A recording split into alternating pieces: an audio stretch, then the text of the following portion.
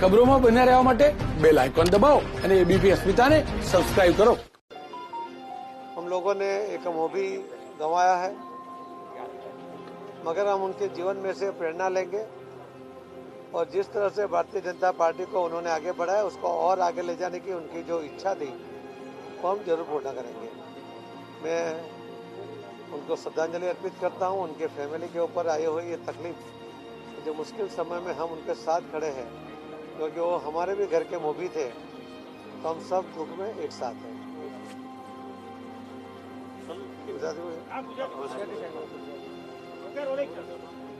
आदरणीय मुख्यमंत्री श्री केशुभाई पटेल,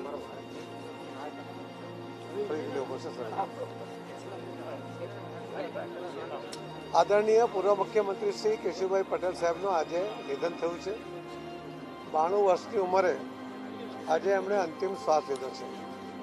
પરંતુ આ 92 વર્ષ એમણે સતત સંઘર્ષ કરતા રહ્યા અને એ સંઘર્ષ એમનો પોતાના માટે નહોતો, પરંતુ આ ગુજરાતની પ્રજા, ગુજરાતના ખેડૂતો, ગુજરાતનો સામાન્ય વ્યક્તિ, આ દરેકને એના લાભ, એનો જે અધિકાર છે, અધિકારથી વંચિત ન રહી જાય એના માટેનો એમનો સંઘર્ષ હતો। ગુજરાતમાં ભારતીય જનતા પાર્ટીના પહેલા મુખ્યમંત્રી બનવાનું શ્રેય પણ એમના માથે છે। ભારતીય જનતા પાર્ટીને એક છોડમાંથી વટવૃક્ષ બનાવવાનું એક ભગીરથ કામ પણ એમણે કર્યું છે। એમણે એક પગદંડી જે બનાવી છે, એ પગદંડી અમને યોગ્ય સ્થાન પર લઈ જવા માટે અને એમનું જીવન એ અમને પ્રેરણા માટે અત્યંત ઉપયોગી થવાનું છે।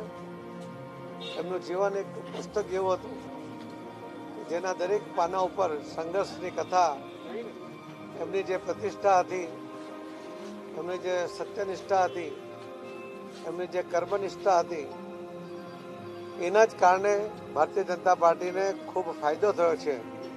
અમે એમના વિચારોનો ચોક્કસપણે અમલ કરીશું અને એમણે આપેલી પગદંડીથી અમે ચલિત નહીં થઈએ એનો પણ સંકલ્પ કરીશું।